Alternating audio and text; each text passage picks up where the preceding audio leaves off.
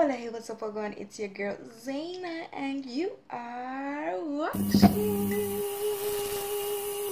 Oma, ¿cómo tú tan? Now, a lot of people have been asking, well, not a lot, but a few people have been asking, why do I always speak Spanish in my videos? And I don't even speak a lot of Spanish in my videos as how I speak in real life.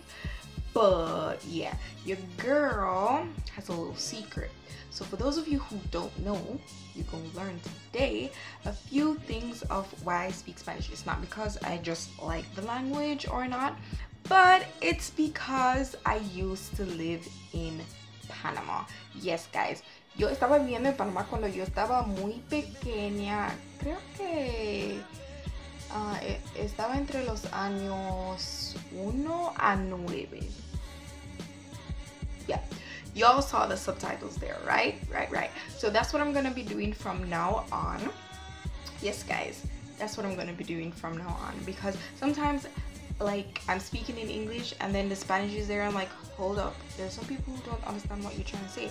But one person who inspired me to actually, speak in Spanish and to also, kind of jump into that community that, speak Spanish on YouTube is Monica Style Muse, right? She speaks Spanish. I just love her videos. Anyways, enough about that. Today is a get ready with me, and I'm gonna be also talking about my experience in Panama, answering the questions that I always get, so that next time some of y'all ask me the question, I'll just refer you to this video. So I did get this new palette. So this is a new palette that I got, and the colors are absolutely divine. So in this get ready with me, we're gonna be is it focused? There we go. So we're gonna be making a look out of this. And the brush, the brush is amazing. It's really dense, as you can see. So I'll be using the brush along with my other brushes. But yeah, I'll just be talking and telling you my experience. Also, for those of you who like more of the makeup side, you realize that my application has been changed a bit. So we're going to be talking about that in another video, but I just wanted to mention that so that you guys can probably focus on the whole application aspect, because I realized that since my application has changed, a lot of people have noticed, and it's just been spectacular.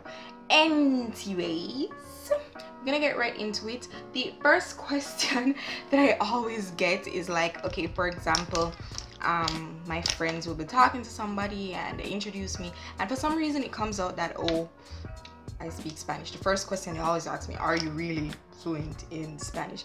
Well, I mean, if you're talking to my best friend, who is my best friend, and she says I'm fluent in Spanish, I mean, you don't have to take my best friend's word for it, but why would you be telling a lie like that? Huh? But yes, I am fluent in Spanish. Si hablo español. And I honestly would prefer to always be speaking in Spanish. I'm going to be using my e.l.f. palette. So for the sake of this video not being too long, I am actually going to put all of these makeup items that I'm using in the description box below. So back to the story. So that was rude. Yes, I am fluent in Spanish. I do talk it at home mostly, and sometimes if there are people who understand but don't necessarily talk, because in Jamaica, a lot of schools do teach Spanish, high schools do teach Spanish, so a lot of us are exposed to Spanish. And I just have to say, I kind of cheated in high school because I knew Spanish. And I just chose Spanish as a subject to do because it was an easy A, and I'm gonna be doing that next semester too. Yeah, let me tell y'all, sometimes you just have to work smarter, not harder, right? So yes, I do speak Spanish fluently. It's, for me, I do code switch if I'm able to as well. So sometimes I'll be talking in English, and then if I know the person understands, I'll just switch to Spanish. For example, my dad. A lot of people always ask me, how come you have the accent when you don't have the accent when you speak in English? Pero cuando tú hablas en español, you can hear it, right?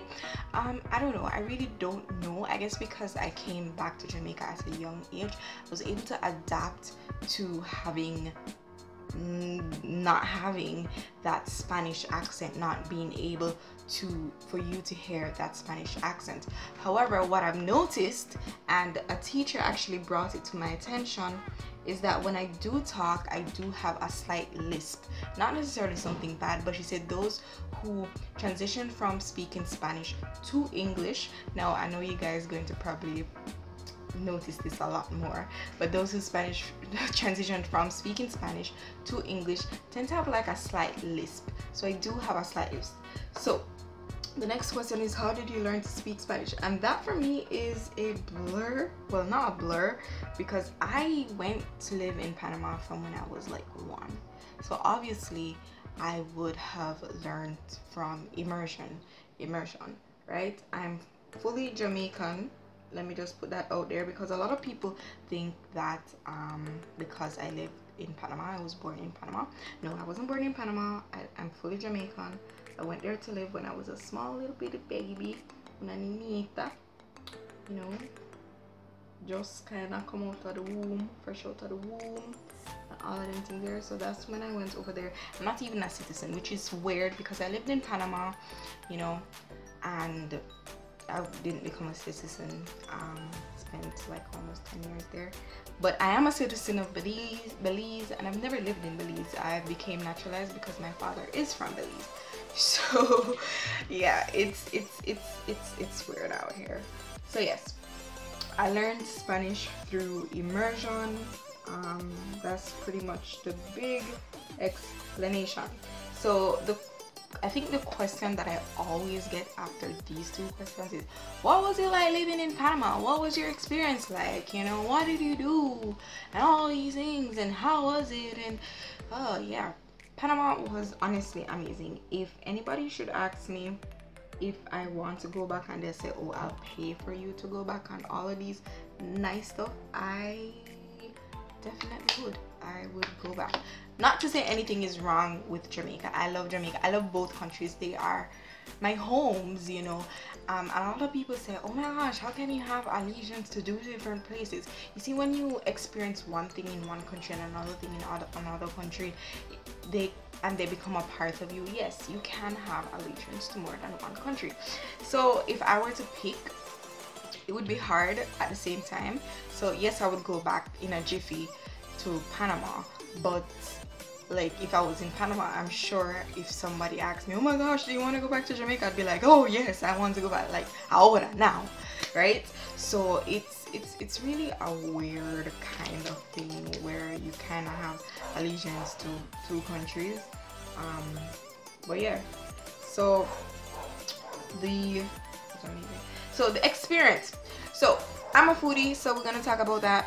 Food in Panama is hella cheap. I'm gonna be telling you some cool stories and stuff like that as well, so stay tuned for that.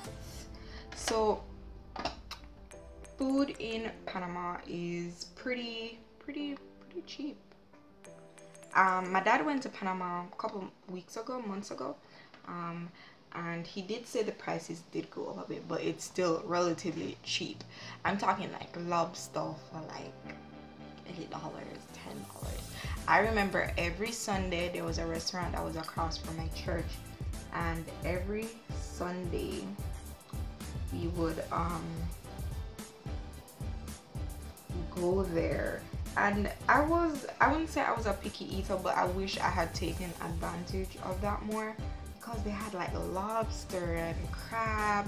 And right now I'm a flexitarian, so I don't really mess around with them things there, although I made some what you call it, some shrimp cakes the other day. I made some shrimp cakes the other day for Father's Day, and it was amazing. It was amazing. But I'm a flexitarian. For those of you who don't know what a flexitarian is, it's right here. But yeah, so I don't really mess around, but I wish I had taken more advantage of that, you know. I wish I had eaten more, you know, like when like one like hungry lick you, like you're so hungry one day and it just comes to memory that, oh, I shouldn't have thrown away that burger, or oh my gosh, a slice of pizza. Like all of the food that you've ever thrown away before. I don't think I've ever thrown away pizza. I've never done that, but you get what I'm saying, right? So I wish I had done that, because I've never thrown away, but I was a kind of a picky eater, so we would mostly eat like pizza and pasta. I'm like, oh my gosh, like why did I like not take more, you know, advantage of that? So yeah, that's one of the great experiences in Panama. And it's not like say the food cheap and not taste good. I've never really been to a place in Panama where the food doesn't taste good. Well, Spanish people on a whole can cook. So I loved my empanadas, my chorizo con baked beans, I love my, oh my gosh, what's the name, tamales, oh my gosh, tamales, patacones, ceviche, those kind of things. I love those to these days.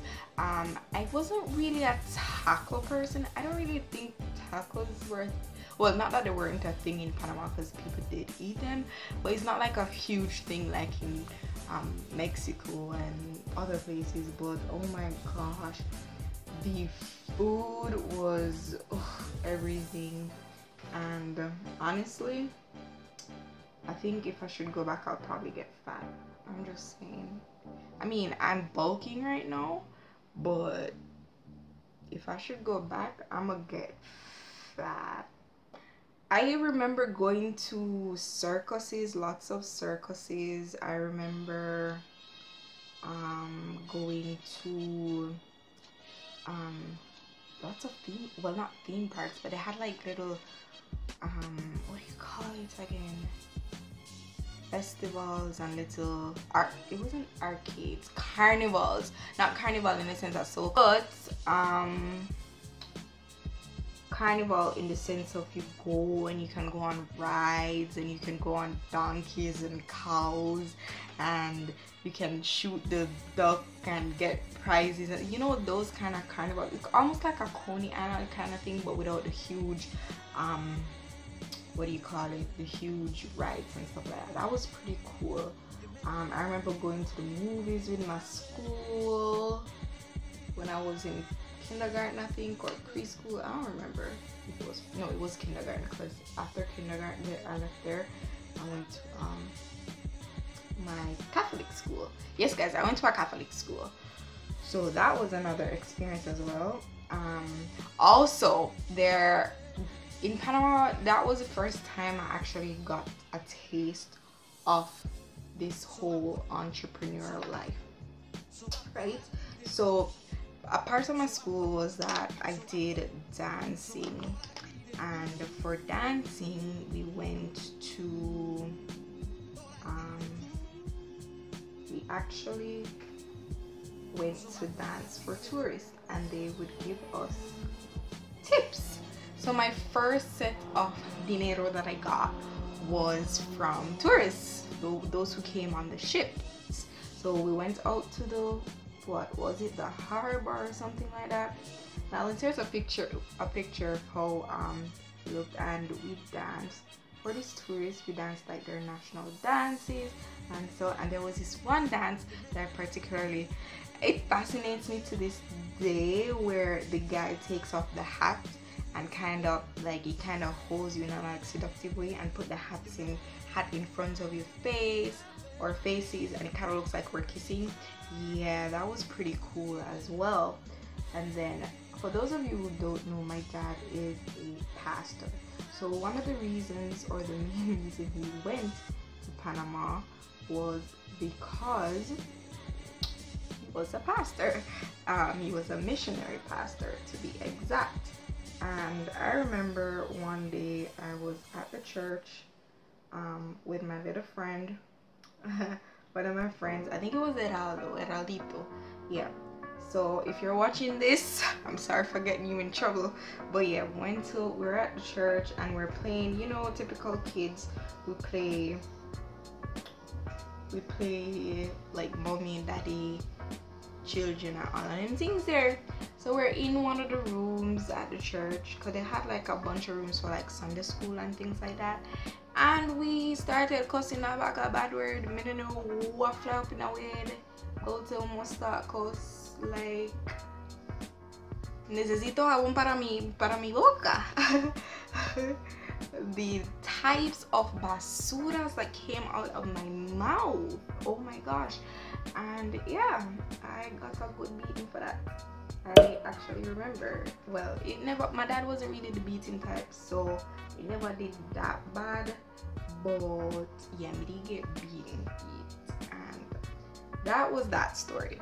So I went to a predominantly white, what do you call it? I went to a predominantly white school. Don't get me wrong though, Panama is not necessarily predominantly white, okay? They do have black people. It's not a case where, you know, like you go some states and you have to be kind of, you know, watching where you're going, and so it's not a case like that. But I did go, both my schools were predominant, well, let me not say white, they were predominantly Hispanic. So you know, the nice curly hair, and don't get me wrong, black hair is nice too, type 4 hair is nice too, it's nice, but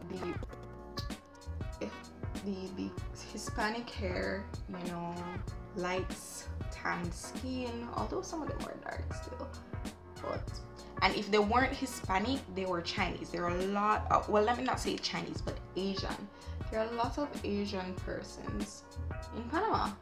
It's crazy. And then I remember buying salaito. But yes, as I was saying, I went to a predominantly, sorry guys, I gotta fix that. So yeah, I went to a predominantly white school. I went to 2 schools and they were predominantly white, right?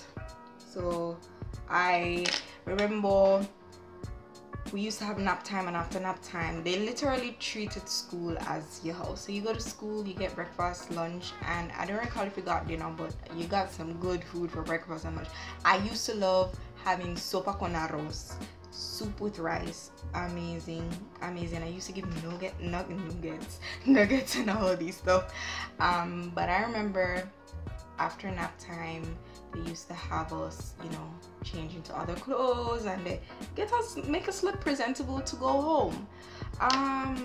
Homegirls didn't know how to do my hair, so what happened was eventually my hair was relaxed. And the problem, well, not the problem, why my hair was relaxed is that my mom came back to live in Jamaica.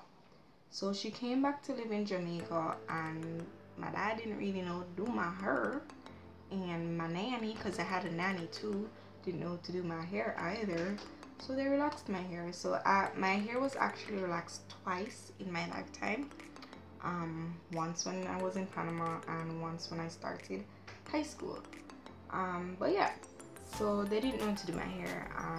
I also was in a pageant that I won, you know, that I won. It's a pageant that they have when you leave the school. So I won that pageant, that was pretty cool. I will insert a picture of it right here. And yeah, as I said, that was pretty cool. Then now, what am I gonna tell you? I remember when I went to my Catholic school, I don't know, I think I got stranded. My parents were supposed to come for me. They were really late, and I took my butt because the place that I went to that I'm telling you about now, my parents had affiliation there. It was literally right across the street from school. So this is when I kind of learned like independence and kind of to fend for myself. I took myself over there. I told him, yo, like, let me in. I don't want to be at school by myself, so I'm coming to spend some time with the old people at Hogar Atlantico. That was the name of the place, Hogar Atlantico. So I went over there, spent some time with the little old people until my parents came. They were kind of flustered at first because they were like wondering, oh my gosh, don't come here. But yeah, they found me eventually. I didn't have a phone, and there was another time because we used to have buses that took us home, and the bus took me home, and well, not home, the bus took me to, why does I need to take off? The bus took me to the police station and didn't even like tell my parents, oh, we need to pick her up at the police station, because there was a police station near my house. I don't remember why it stopped and left me there, but that's where it left me. Yeah, and I honestly don't remember why or how or for what reason, but yeah, it did. And I had the sense enough to actually what do you call it, to actually get my change and call my parents. I think at this time I was like 4. My dad did not expect me to do that, and then at the police station I was kind of scared to talk to the police, so I actually just, they had a payphone there, so I just kind of called my dad, and I was like, oh, estoy en la policía. But yeah, I've had a lot of good and bad experiences in living in Panama. The last bad experience that really always comes to mind is when I actually was in a war. I was in Colón, La Ciudad de Colón, right? And Colón is kind of known for a little bit of its volatility. Really, I love it because it's really antique, and it's really good for pictures. Like, it has history, but it has crime as well. So I remember walking with my mother, right? I remember walking with her one day, and oh, before this, guys, I actually put on my we call it my primer and everything, so it's just to put on everything else. So I remember walking with my mother, and my eyes were just burnt. It was, I would not wish that on anybody. Tear gas, guys. I remember when my cousin was joining the army. Oh my gosh! And they sent a video where she had to tried to be shooting in the midst of tear gas. Oh my gosh! I know what she felt or what she was feeling in that moment. Okay, so it's not something I would wish on anyone at all. It's not a nice feeling, it just isn't. So really and truly, and then not only that, in the midst of everything, I saw the guns and everything. So God no fears me, honestly. It no fears me. I've been there, I've been through the tear gas. So I was in the middle of all of that when I was younger. I think I was 5 or 6. Experienced that, and that was literally, I think, probably the worst experience I've had. I've never had anything else kind of faze me living in Jamaica, right? And if you don't know about Jamaica, you know, say Jamaica kind of a go on through thing right now, you understand? So it was really an experience in that aspect. Anyways, the next question I get, what was it like returning to Jamaica? When I returned to Jamaica, I went to an Instituto de Mandevilla, which is a prep school that is in Mandeville. It teaches Spanish, French, and I think they do Mandarin now, which is pretty cool. I mean, it's a normal prep school, it's just that they focus more on the languages. So I was really happy that, you know, I could have gone to a school like that, because I don't think I would have been able to actually cope or manage if I went to any other school. And the vice principal, not the vice principal, the founder, Miss Salmon, bless her soul, she actually, what do you call it? she actually, I think she studied in Cuba. Anyways, when I went to the school, they had to do an entrance test, and would you believe it, I failed. But let me tell you the reason why I failed. I never understand nothing on the paper. I never need to read English, so I'm supposed to pass something I don't know. Anyways, my dad, what they did allow though was for my dad to come in, because he like, I know my daughter knows these stuff, and you know, give her another chance. So they did that, and a girl passed, and I got into the school. I actually skipped grade 2, which means I was, yeah, I skipped grade 2. So yeah, I skipped grade 2 and actually was in grade 3. And I think the biggest thing that I've just recently got over was literally people accepting me as being different, you know. So I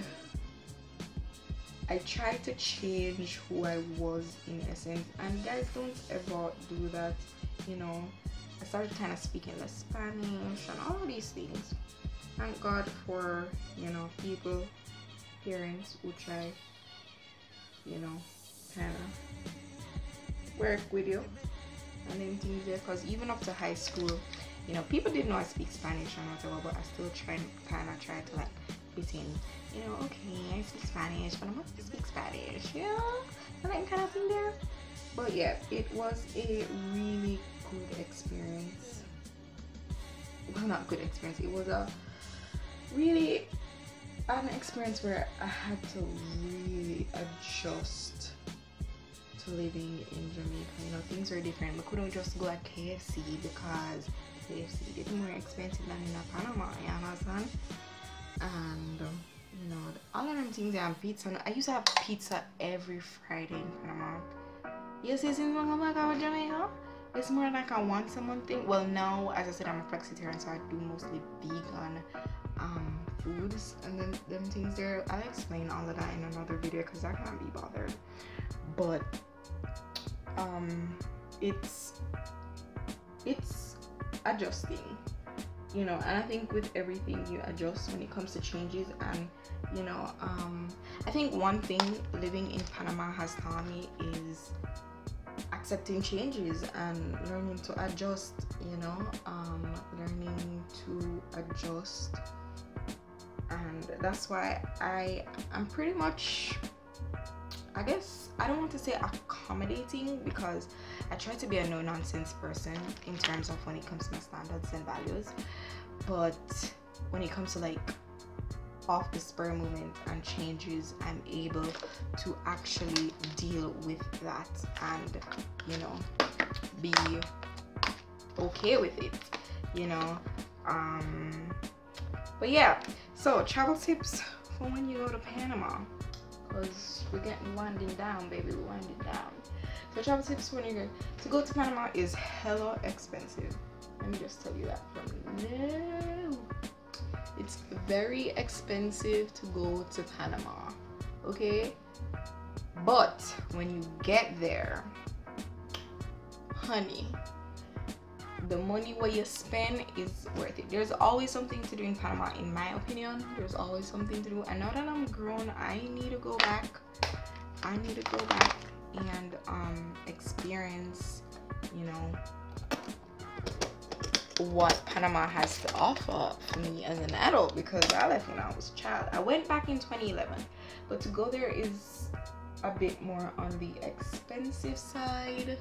So what you want to do is focus more on the plane fare, and then obviously you're gonna need money for that. If you're probably staying at a hotel or whatever, you're gonna need money for that. But that's the least of your problems. I think the what you really need to focus on is your plane fare. After that, I think it's really just, I wouldn't say smooth sailing, but it's better. It's actually better. So yeah, that's pretty much it. And as you can see, I'm pretty much done. I just need to put on my mascara So we're just gonna hurry up and do that, and then you guys will see the final look.